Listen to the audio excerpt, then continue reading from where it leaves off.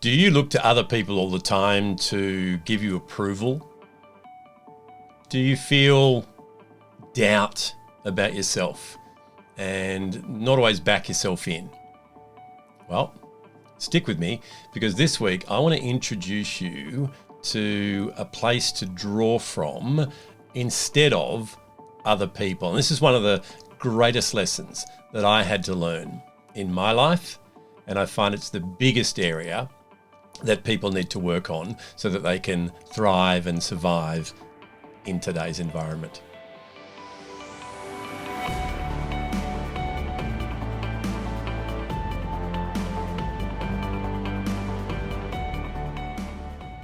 Hi, this is Grant Herbert, leadership and sustainable performance coach. And today I want to continue our conversation around the shift in our personal leadership of intelligence by helping you to discover an empowerment that comes from within. Over the last few weeks, we've been talking about shifting from being someone who just relies on their technical ability to being able to look at the other intelligences that are a part of you, the human being. We're not just what we know, there is a lot more to us. And particularly, we've been talking about your emotional intelligence. The competency I want to talk to you about today is what I believe to be the most beneficial to develop, as it underpins everything else that you and I are working on. And it's the competency that I call personal power. Now, this is a different sort of power. This is not having power over others. This is a power that comes from within, and it sustains you, and it helps you to understand that you have everything within you and around you to get ahead in life. It helps you to build a self-confidence and to remove self-doubt. And it's something that is very dear to me because in my experience, most people are just like me. The story was different. The content was different. But what we make that mean about ourselves can diminish that sense that you have, that you are capable, that you are able. Personal power removes the need to have approval from others. And it's great to get that. If people approve of what you're doing and they like you and all those things, that's great. But when we do everything that we do to get that, it strips away your true identity. You know, we've talked about the performance trap, imposter syndrome, approval addiction, and many other names that it goes by. But what it is, it's an erosion of confidence that you have what it takes to get where it is that you want to go. Those past experiences and what you made them mean, those failures that you label yourself as going through, that internal dialogue, those external voices that remind you of the times that you couldn't. Well, today is the day to draw a line in the sand and remind yourself of why you can.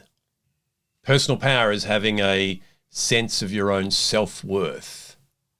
It's that inner confidence.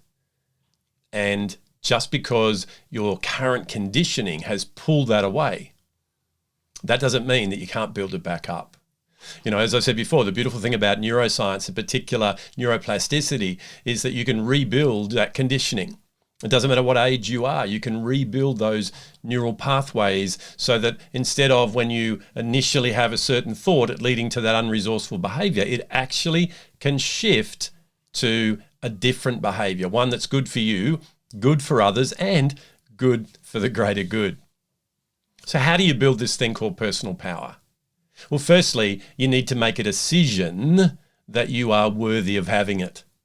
Now, this is a little bit of a catch-22, or it can be, because a lack of personal power, a lot of times, is a lack of self-worth. So if you don't feel worthy of having personal power, then you're going to do whatever you can not to get it.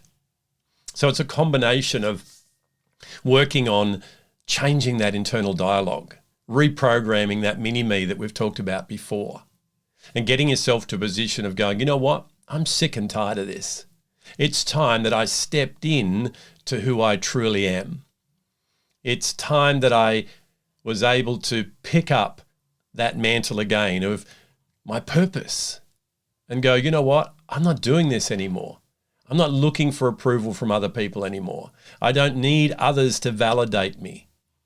I'm going to do that myself. You see, we look for the love of other people, yet without loving ourselves. And by doing that, we behave in a way that makes it harder for others to love us. And I know all too well, and so do the people that have been a part of my life, how devastating that can be and how that can hold you back. So now that you've made a decision to go, you know what, this is me. I'm going to be on this journey with you, Grant, and I do want to build my own personal power. Now that you've done that, 90% of the battle is won. And as you step into the things that I'm going to help you to do, you will incrementally over the coming weeks and months and years, build yourself up and keep it there. So the first thing that you can work on is looking at your past in a different way. And what I want you to do is I want you to go through an exercise where you sit down and you think back to the times in your life where you were really, really proud of yourself. You know, whether that's as a small child, going through school, university, in the workplace, it doesn't matter. But what we're looking for is a frame of reference or frames of reference of when you did and when you could. So that when that unhealthy dialogue feeds you facts that aren't in evidence of why you can't, you're able to rebut that and come in with real evidence that says, well, hang on a minute, here's when I did. And by recapturing those moments of when you felt good about yourself, however short that time might have been, and I know that was the case for me, you're able to do two things. One, as I said, is to have that frame of reference, but two, it's an enjoyable feeling. And the beauty of the brain is when something feels good, the brain wants to do it again. So building up a pattern of being able to, instead of going down the negative path, go to the path of remembering when you did, giving yourself evidence of why you can. That is going to change that dialogue. It's going to change the thinking around opportunities that come. Looking at individual situations where you might have made a decision, where you made an experience mean something about you, that you then formed a belief about yourself which is not empowering, and getting into that and looking at why you felt that way and then disputing that evidence and bringing in what was real. You know, I remember talking about this many times with you before, where what happened to me as a child when I found that out, there were two sides to the story that I could have believed. And I believed the negative side because that lined up with what I believed about myself. But the real story, the real evidence would build me up and go, you know what? You are lovable and you are liked by people. And therefore you don't need to try and get people to like you because you just need to be who you are.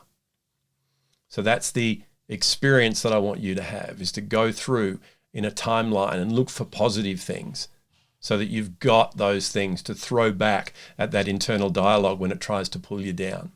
The second thing is to develop a sense of assertiveness. Now, I'm not talking about being aggressive here.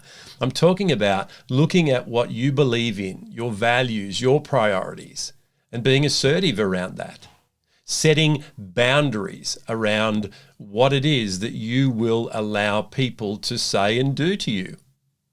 And being able to stand up for that in a confident way so that you get to be who you are and you get to show the world your gifts and talents and not try and fit in to what everybody else expects you to be. Now, my experience is most times that's a perception anyway. Unrealistic expectations that you have of self are portrayed onto other people. And there's that, well, they want me to do this or to be this. And a lot of times it's not the case. But by you being that way, it holds you back to that level of self-worth that you've got. My belief is that self-worth is far more important than net worth. And I'm going to do what I can to help you to build yours back up, just like I've had to do for myself. Another key area that I want you to work on is looking at saying yes and no appropriately. Being able to make sure that if you are a self-labeled people pleaser, where you just say yes to everything and then regret it later, where you're able to structure the conversation so that it gives you space and a chance to actually look at it and go, well, hang on a minute. If I say yes to that, what am I saying no to? And vice versa. If I say no to that, what am I saying yes to? And to do that, you need to understand your priorities. You need to understand what is really most important to you. You know, it's like an opportunity that I had many times in my corporate career to work back. And I would just say yes, because I thought if I did that, they would like me. They would think that I'm good enough and that I belong, those 3 universal fears. But at what cost? And the cost was missing out on time watching my kids grow. So by putting myself through that filter that I now use subconsciously that says, if I say yes to this, what am I saying no to? I'm able to go, you know what? No, I'm not able to do that every night this week because I promised my son I would go to his soccer match. Personal power is that inner sense of worth.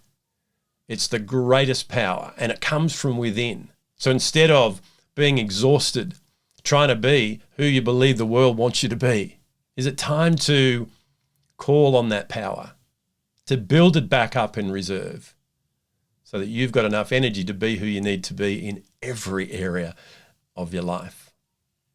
Whenever I am working with people in groups or indeed coaching them one-on-one, this area is common to every one of them. And it's only the level of work that we need to do in that area that changes. It's time for you to cut yourself some slack, to remind yourself of your worthiness, and to build back up that personal power. Well, that's it from me for another week. Join me again next week as we continue along looking at emotional intelligence, and we're going to shift into the self-management area and look at how you can manage your behavior so that you get the results you want. I'll see you then.